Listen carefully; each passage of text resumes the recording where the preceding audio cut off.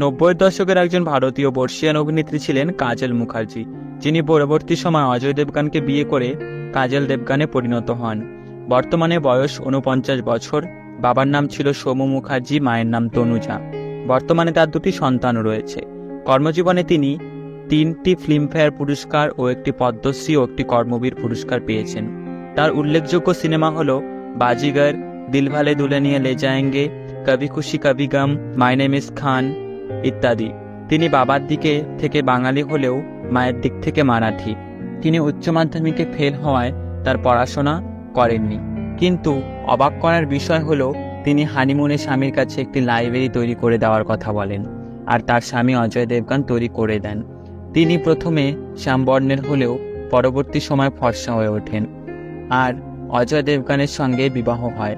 কিন্তু কিছুদিন ধরে স্বামীর সঙ্গে মনোমালিন্য দেখা যাচ্ছে, যেহেতু স্বামী পূর্বের প্রেমিকের সঙ্গে ঘোরাঘুরি করছে।